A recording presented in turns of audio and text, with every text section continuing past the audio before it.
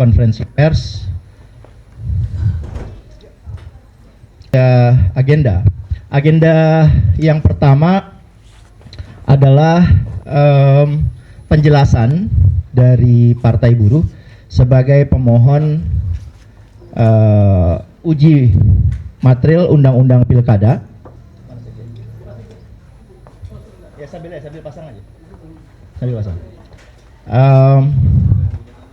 Kami sebagai pemohon perlu memberikan penjelasan karena di luaran hari ini belakangan kami lihat dibaca di media ada kesimpang siuran, sehingga kami punya tanggung jawab moral untuk menjelaskan kepada publik bagaimana sebetulnya permohonan kami dan isi putusan MK. Itu yang pertama. Yang kedua, kami juga akan menyikapi sebagai partai gerakan dan juga sebagai pemohon perkara nomor 60 terkait dengan munculnya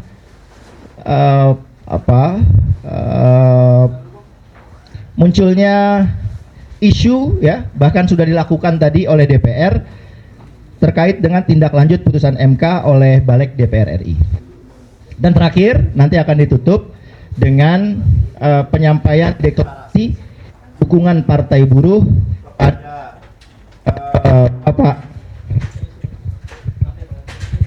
kepada Bapak Haji Anies Rashid Baswedan dan pasangannya yang kami akan dukung dalam bentuk akan langsung nantinya diterbitkan SK persetujuan. Jadi bukan cuma deklarasi, tapi SK persetujuan yang dalam undang-undang ditentukan sebagai syarat.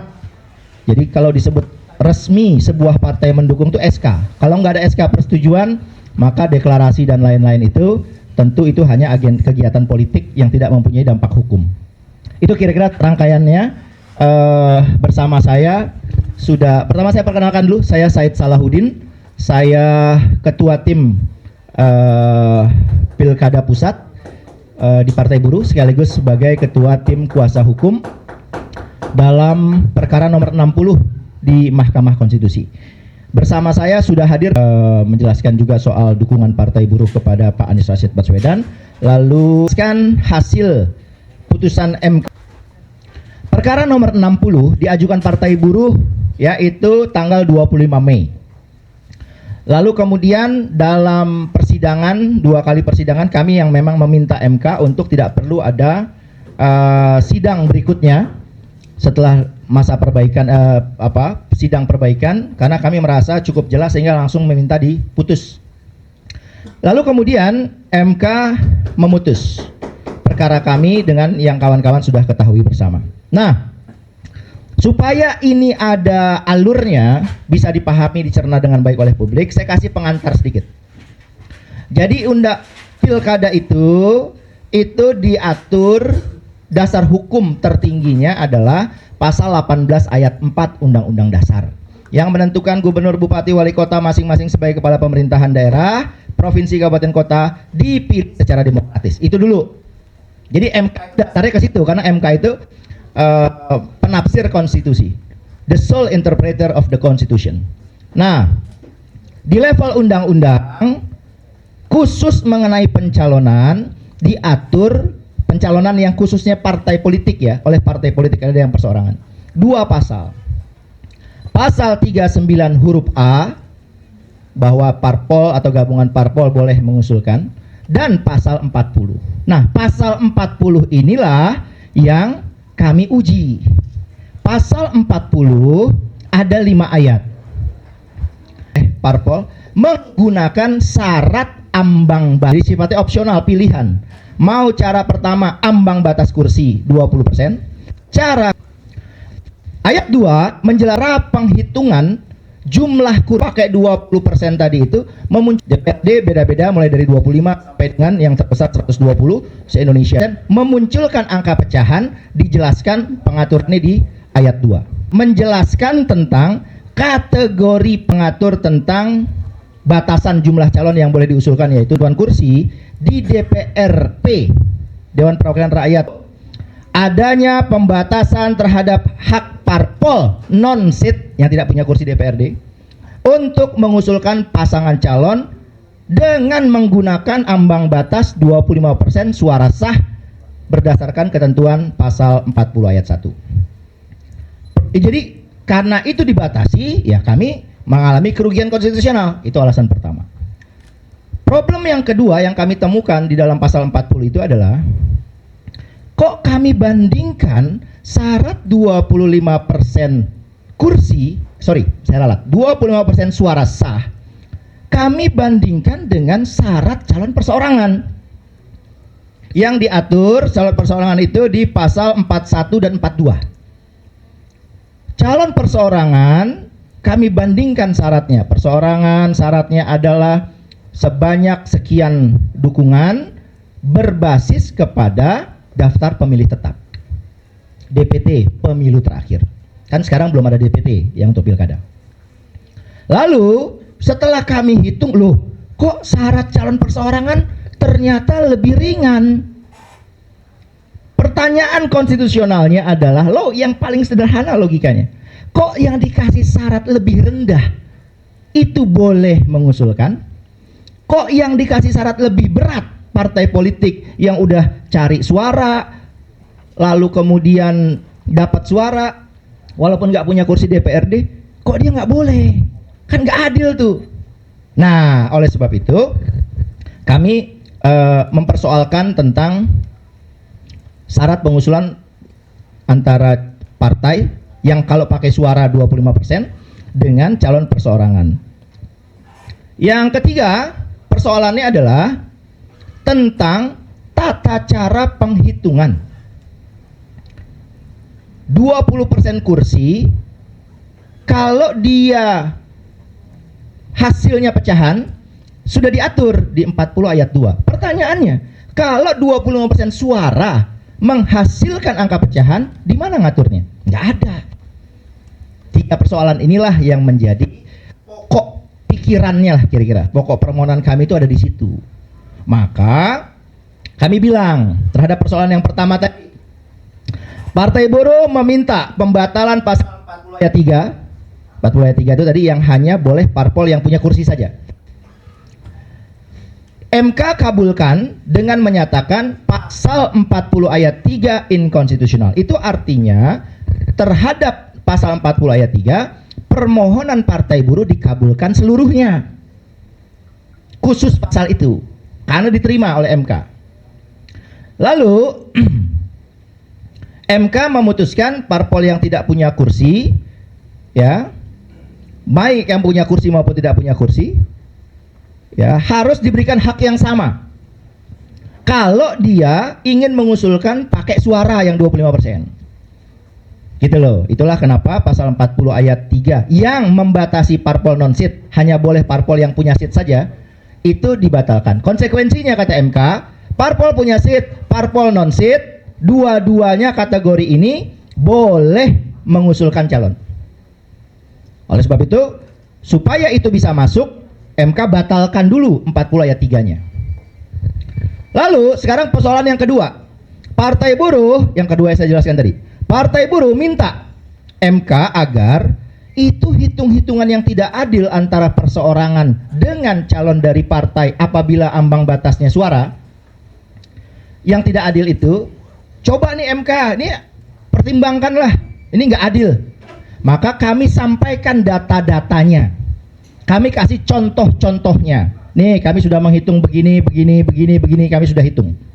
Ternyata hasil penghitungan kami menunjukkan bahwa lebih berat yang partai. Gimana mungkin kok perseorangan lebih ringan boleh, yang lebih berat tidak boleh. Akhirnya MK ya mempertimbangkan dalam putusan nomor 60 itu dengan cara menetapkan persyaratan baru pencalonan calon di pilkada oleh partai politik. Dibuat mekanisme atau metode yang baru. Yang baru supaya adil dengan yang perseorangan. Gitu. Nah, kata MK agar ada keseimbangan atau ada keadilan, ambang batas persyaratan pencalonan parpol harus disamakan dengan metode metode pengusulan calon perseorangan supaya adil. Kan kita tadi di permohonan bilang nih nggak adil, buktinya begini.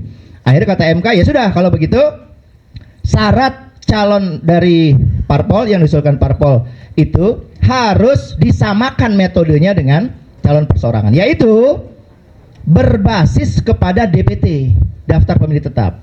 Kan pasal 41 42 mengatur calon perseorangan. 41 syarat calon perseorangan untuk gubernur, wakil gubernur. 42 untuk bupati, wali kota. Harus sama nih kata MK biar adil. Nah, makanya dia bisa sama. Persyaratan ambang batas yang berbasis pada kursi, kata MK, menjadi tidak relevan lagi untuk digunakan. Itu dasarnya kenajutnya pencalonan menggunakan ambang batas kursi. Seperti yang nanti kita akan jelaskan tentang sikap Partai Buruh terhadap praktek politik dan ketentuan lain yang terkait dan terdampak pemberlakuannya harus menyesuaikan pengusulan melalui kursi. Jadi kalau sekarang DPR menyampaikan, saya dengar hari ini tetapi yang punya seat tetap berlaku gitu ya. Boleh. DPR tidak boleh berbeda, nggak bisa membatalkan terhadap pasal 24C ayat 1 Undang-Undang Dasar, pelanggaran konstitusi. Besok ini udah keluar ya bahasa gini instruksinya. Instruksi udah keluar. Besok kan? Besok untuk menunjukkan Partai Buruh ya, tanggung jawab moral Partai Buruh sebagai pemohon perkara nomor 60, kami akan mengawal putusan MK dengan berbagai cara sepanjang konstitusional. Salah satunya bisa saya lewat aksi. Besok Partai Buruh akan menggelar aksi besar di depan gedung DPR. Agar ada pihak siapapun yang coba menjegal putusan MK, membelokkan putusan MK, mengambil sepotong-sepotong putusan MK, pasti kami akan lawan dengan cara-cara yang konstitusional. Itu sudah keluar instruksinya dan saya kira teman-teman media sudah dapat informasi tentang itu. Jadi kami harus lakukan sebagai sikap satu, tanggung jawab moral sebagai pemohon. Yang kedua, Partai Buruh didirikan dengan mengedepankan pelindungan hak dalam berdemokrasi. Loh sekarang hak itu sudah dilindungi oleh MK, tiba-tiba mau dirampas lagi, mau dikoyak-koyak lagi, tentu kami nggak bisa terima. Perlu kawan-kawan pahami, di dalam permohonan Partai Buruh kemarin, orang menganggap itu karena Partai Buruh mengalami kerugian. Jadi karena jadi ada satu kemarin tuh hakim, siapa ini yang dissenting opinion tuh, Guntur. Kata Guntur tuh karena ada kepentingan aja Partai Buruh, dia karena nggak punya kursi. Lah kami juga ada yang punya kursi. Kami bukan bilang nggak punya kursi, di tingkat nasional aja kami lebih besar dari banyak partai lain kok suara kita. Tapi karena Partai Buruh nggak mau, demokrasi itu dibajak. Demokrasi itu dikuasai oleh kelompok oligarki, dimonopoli. Itu yang kami nggak setuju. Kenapa kami uji ke MK? Iya betul kami mengalami kerugian karena di daerah tertentu kami nggak bisa mengajukan calon. Tapi lebih dari itu, agenda besarnya Partai Buruh dalam pengujian perkara nomor 60 ini adalah menyelamatkan demokrasi. Kuncinya. Itu tujuan kita, menyelamatkan demokrasi yang sekarang udah terseok-seok. Kalau nggak ada yang ngambil peranan itu, siapa lagi? Ya kami ambil inisiatif itu. Jadi dalam rangka meluruskan kembali. Pak, sebagai partai politik, dalam kurun waktu 2-3 bulan kemarin, kami didatangi oleh para calon-calon kepala daerah. Kami berkomunikasi dengan para pengurus kami di daerah. Yang kami menyimpulkan sudah mulai marak upaya memborong partai. Jadi upaya memborong partai ini karena adanya di pasal 40 ini kan berbahaya. Maka kami lihat teman-teman Partai Buruh sepakat, nggak bisa dibiarkan nih. Maka kita masukkan ke MK supaya aturannya diubah biar demokrasi terselamatkan. Kami nggak setuju dengan upaya untuk memborong partai yang akhirnya nanti rakyat dihadapkan pada kotak kosong. Secara konstitusi MK menyatakan boleh melawan kotak kosong, tapi itu pembodohan. Pembodoh orang kok disuruh milih kotak yang enggak aja. Di mana-mana pemilihan memilih orang untuk memimpin, kok memilih kotak. Jadi kami ingin melawan kebodohan-kebodohan itu. Itu pembodohan betul. kami menolak upaya-upaya calon tunggal. Kami nggak bisa mengatakan kami anti calon tunggal. Karena bisa saja di daerah tertentu memang bisa saja mungkin hari ini mungkin ke depan muncul suatu keadaan di mana masyarakat setuju dengan satu figur yang bagus. Mungkin saja. Yang kami tolak adalah upaya-upaya untuk munculnya calon tunggal melalui cara-cara ya memanfaatkan loophole, lubang-lubang di undang-undang pilkada ini. Nah, itu yang kami coba luruskan di Mahkamah Konstitusi. Kira-kira itu kawan-kawan terkait dengan penjelasan Partai Buruh. Apabila dibutuhkan nanti bisa tanya jawab dulu. Tapi kalau sudah tidak ada, kita masuk. Agenda terakhir ini adalah agenda untuk menyampaikan sikap politik Partai Buruh terhadap kontestasi pilkada di DKI. Ya, sekarang DKJ ya, nggak pakai I lagi ya. DKI aja lah. So kita balikin lagi ibu kota. Ya, DKI Partai Buruh menilai putusan MK ini memberi peluang kepada masyarakat untuk bisa memunculkan nama-nama calon alternatif yang akibat berlakunya Undang-Undang Pilkada 40 ayat 3 tadi itu ada calon-calon yang nggak dapat tiket. Oleh sebab itu kami menyerap selama ini proses Partai Buruh ada penjaringan, penyaringan, verifikasi, proses di Pilkada seluruh Indonesia termasuk DKI ini, 3 proses tadi itu kami tempuh, ternyata banyak sekali muncul keinginan agar Pak Anies Rashid Baswedan itu dimajukan, diusulkan sebagai calon gubernur DKJ, Dewan Daerah Khusus Jakarta. Nah, oleh sebab itu kami di pimpinan pusat sudah menyatakan sikap untuk mendukung Pak Anies yang nanti akan disampaikan oleh Pak Sekjen Ferry. Kasih pengantarnya sedikit. Kami menyampaikan deklarasi ini dengan kesungguhan hati. Bukti kesungguhan hati kami itu bukan lip service, bukan hanya bicara. Tapi kami mempersiapkan, nanti saya nggak tunjukin dulu tuh urusannya Pak Sekjen nih soalnya. Kami menyiapkan SK persetujuan yang ditetapkan dalam Undang-Undang Pilkada dan PKPU, SK persetujuan model B KWK, ya. Jadi model B persetujuan parpol KWK. Sampai hari ini di DKI Jakarta saya belum lihat, saya nggak tahu kalau yang lain. Yang sepanjang saya pantau hanya ya kemungkinan kami dukung ini. Kalau Partai Buruh nggak, langsung model B KWK, model B persetujuan. Nah, terhadap persetujuan ini Partai Buruh karena suaranya belum memadai. Berdasarkan putusan MK DKI Jakarta DPT-nya 8,2 juta. Maka berbasis pada putusan MK nomor 60 yang diajukan oleh Partai Buruh, DKI Jakarta itu 7,5%. Dari 7,5%, mana data saya? Buka. Ini mana? Nah, dari ini biar teman-teman juga tahu data. Kami menyiapkan datanya se-Indonesia. Dari totalnya Partai Buruh itu mendapatkan suara Partai Buruh itu adalah 69.980 suara. Dari keharusan 7,5%, suara sah DKI Jakarta itu totalnya adalah 6.065.121. 6.065.121, 6 juta. Nah, Partai Buruh punya 1% lebih. Persisnya adalah 1,15%. 1,15%, suaranya itu 69.980. Ya.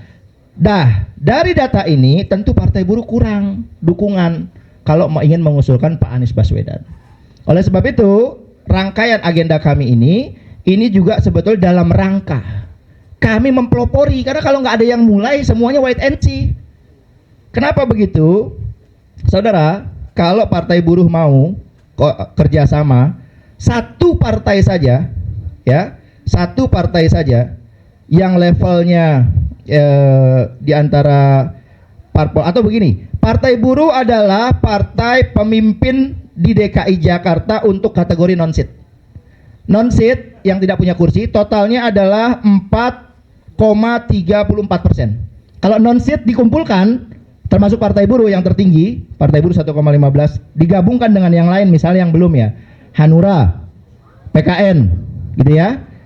Misalnya dikumpulkan termasuk yang lain ya, termasuk Gelora, Umat, PBB, Garuda, totalnya 4,34. Jadi ditambah satu partai yang punya kursi sudah cukup. Tapi kalaupun tidak, beberapa partai, misal Partai Buruh, Partai Umat, Partai Hanura, Partai PKN. Nah, itu kalau dijumlahkan itu sudah hampir 3%. Ya, coba hitung bulan berapa ini? Ya, 3%. Tinggal tambah sisanya satu partai yang punya kursi aja tuh. Nah, kita tahu ada partai pemenang pemilu legislatif PDIP, itu punya 14,02%. 14% lah. Ya, kalau di media banyak PDIP berapa itu? Bang Boing kemarin 15 atau 16, berapa itu? 15,62 gitu. Itu kursinya. Kalau suaranya kan sekarang nggak pakai kursi, pakai suara. Itu 14%. 14, lebih persisnya 14,02. Suaranya 850.196. Jadi kalau itu bisa, bagus sekali. Lah, oleh sebab itu kawan-kawan, dalam rangka itu, karena Partai Buruh tidak atau belum mencukupi, kami merasa penting untuk memulai ini, ya, memulai ini. Dan ini kami pengusulan Pak Anies ini dengan 4 skenario. Karena kan SK kan harus ditulis namanya. Jadi hari ini kami siapkan 4 skenario. 4 skenario ini nanti akan dibacakan oleh Pak Sekjen Partai Buruh. Suratnya itu ya, keputusan Partai Buruh nomor 60. Jadi nomor 60 SK yang dikeluarkan Partai Buruh seluruh Indonesia kan ada ratusan tuh, ada 546. Nah, kami khususkan nomor 60 sesuai dengan nomor perkara ini untuk Pak Anies Baswedan. Nomor 60 itu akan ada 4 skema. Ya, nanti akan dibacakan oleh Pak Sekjen dukungannya, ya. Ditunjukkan juga contohnya. Kenapa 4? Kan harusnya nggak boleh, kata undang-undang kan hanya satu pasangan calon. Kenapa 4? Karena Partai Buruh tidak bisa mengusung sendiri, maka kami menawarkan yang 4 itu. Silakan partai yang lain nanti memilih.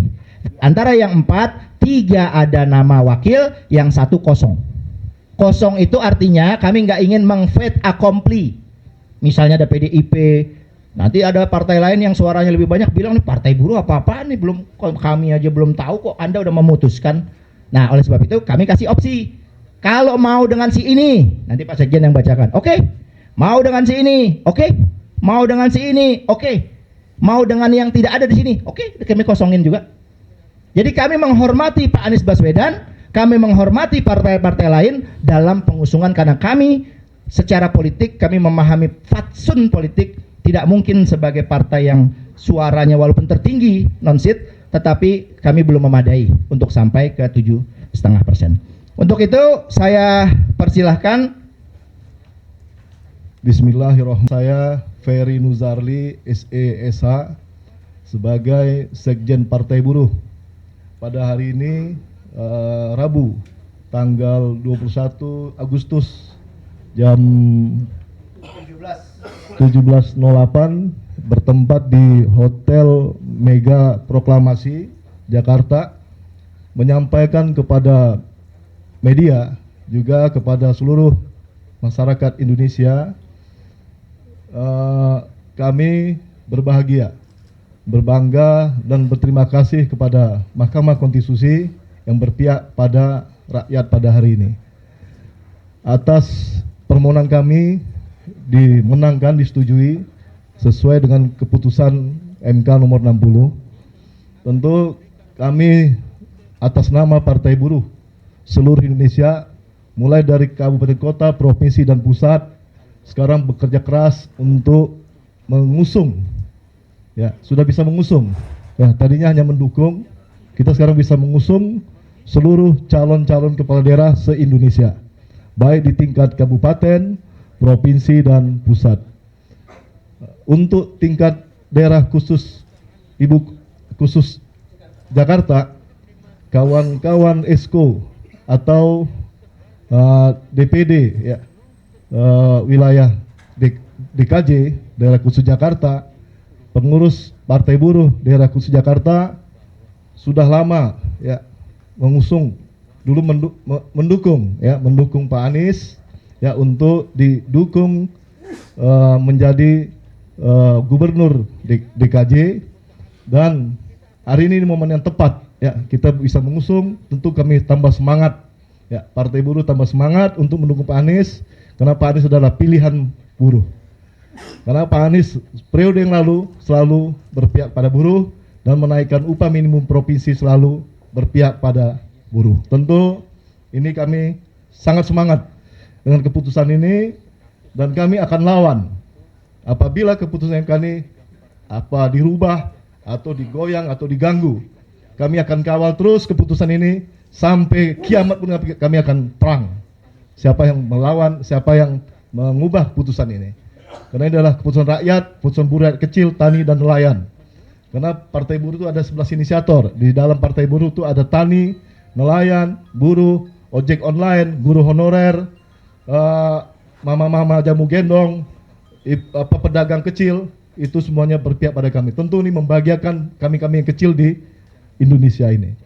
Kami telah memutuskan ada 4 calon wakil gubernur alternatif yang sudah kami siapkan hasil keputusan dari kawan-kawan Partai Buruh daerah khusus Jakarta, dan telah diinformasikan, ya, diteruskan kepada tim pemenangan pusat, dan diputuskan oleh Presiden Partai bersama Presidium. Memutuskan, pertama, kami memutuskan untuk gubernur daerah khusus Jakarta, kami putuskan sesuai dengan surat keputusan ESCO pusat tentang persetujuan pasangan calon gubernur dan wakil gubernur provinsi daerah khusus Jakarta, memberikan persetujuan kepada calon gubernur nama Haji Anies Rashid Baswedan, tempat tanggal lahir Kuningan 7 Mei tahun 1969, umur 56 tahun, jenis kelamin laki-laki. Kedua, calon wakil gubernur nama Basuki Cahaya Purnama, tempat tanggal lahir Belitung Timur 29 Juni tahun 1966, umur 54 tahun, jenis kelamin laki-laki. Itu pertama. Keputusan kedua, kami tujukan untuk gubernur tetap kepada Pak Anies Rashid Baswedan. Untuk calon wakil gubernur kami usungkan Haji Rano Karno. Yang ketiga, untuk calon gubernur nama Haji Anies Rashid Baswedan, dan untuk calon wakil gubernur kami percaya kepada Haji Hendrar Prihadi. Dan SK keempat kami berikan kepada Pak Haji Anies Rashid Baswedan, dan wakil gubernur sekali kami kosongkan menunggu, ya, perkembangan politik sampai tanggal 26 Agustus. Ya, kami sudah siapkan 4 SK, dan inilah pilihan dari Partai Buruh. Terima kasih pada kawan-kawan media dan pada kawan-kawan Partai Buruh se-Indonesia dan rakyat Indonesia se-Indonesia. Terima kasih. Pertanyaan yang terakhir nanti akan dijawab oleh Pak Sekjen dan kawan yang lain. Begini, jadi Partai Buruh seperti saya sampaikan tadi tidak menentukan calon oleh elit, tapi dari bawah. Maka status standar yang kami tetapkan di pedoman pilkada, tidak ada calon siapapun yang didukung oleh Partai Buruh kalau ditentukan langsung ke pusat, nggak ada cerita. Semua harus dari bawah. Itu perbedaan barangkali Partai Buruh dengan partai lain. Kami bukan partai elit yang kemudian hanya pimpinan di pusatnya yang menentukan, walaupun SK-nya dari kita. Maka se-Indonesia semua harus pengajuannya dari bawah. Yang tidak mengajukan dari bawah kami tidak proses. Pak Anies Baswedan itu dengan nama-nama calon tadi itu namanya diusulkan dari bawah. Kalau kami langsung cut misalnya nama Pak Ahok, berarti kami memanipulasi atau kami menggunting atau dianggap tidak meneruskan aspirasi. Kami memahami aturan. Nah, tetapi pada sisi lain aspirasi harus kami sampaikan. Toh ini hari ini bukan kita mau daftar ke KPU kan, ke daftar KPU nanti tanggal 27. Tunggu dulu komitmen dari partai-partai lain, barulah kita tentukan. Jadi disebutnya nama Pak Ahok itu sebagai aspirasi salah satu calon dari pekerja buruh di DKI Jakarta. Kedua soal apa tadi? Oh, soal perseorangan. Hari ini kami tidak bicara calon perseorangan karena kami partai politik. Partai politik mekanismenya kata MK tidak menggunakan jalur perseorangan. Beda lagi tuh. Jadi kami fokus pada jalur partai politik, yaitu 7,5% untuk DKI Jakarta dengan basis DPT 8,2 juta itu. Kami mengejar jumlah minimal 7,5%. Dan ketika tadi disebut ada berapa partai itu yang sudah non-seat tadi 4,5%, memang masih kurang. Pertanyaannya, apakah dari partai-partai yang kemarin sudah deklarasi untuk calon lain pasti tidak berubah? Belum tentu. Bisa saja ada perubahan. Itu pertama. Kedua, PDIP kan juga sudah menyebut nama Pak Anies. Jadi sebetulnya bukan hal baru lagi, tinggal wakilnya siapa. Tapi oleh sebab itu kami kosongkan tadi soal wakilnya. Kami fokus kepada jalur partai politik, bukan lewat jalur perseorangan. Karena kehendak dari bawah itu, kami suaranya itu adalah tertinggi di antara parpol non-seat itu harus menggunakan jalur partai politik. Tapi kalau ada calon-calon di luar sana ingin mengaju lewat jalur perseorangan, bisa saja kita pertimbangkan untuk mendukung pemenangannya. Tapi pengusulan ke KPU-nya nggak bisa partai politik mengusung calon perseorangan. Saya kira itu. Untuk aksi besok Pak Sekjen bisa menambahkan. Ya paripurna ya di balik ya dalam rangka memantau ya ada isu-isu mungkin balik akan melawan dan merubah MK nomor 60. Tentu kami akan hadir bersama kawan-kawan buruh, tani dan nelayan sejabar DKI dan Banten sebanyak sekitar 5.000-an. Ya, tapi mungkin lebih ya, karena melihat yang kami sebar ini tentang isunya dan instruksinya kelihatannya semangat rakyat ya, buruh lainnya juga akan turun besar mungkin ya, mungkin bisa di luar dari perkiraan kita ya. Sudah ada konsolidasi Pak, mungkin dengan mahasiswa gitu, BMSI kan mereka juga sudah menunjukkan sikap Pak, juga ingin melawan ya sebenarnya. Iya kan kami jadi dari pemuda mahasiswa juga sudah berkomunikasi ya di sektor buruh ini ada level mahasiswa, pemuda dan sudah komunikasi dengan kawan mahasiswa juga ya.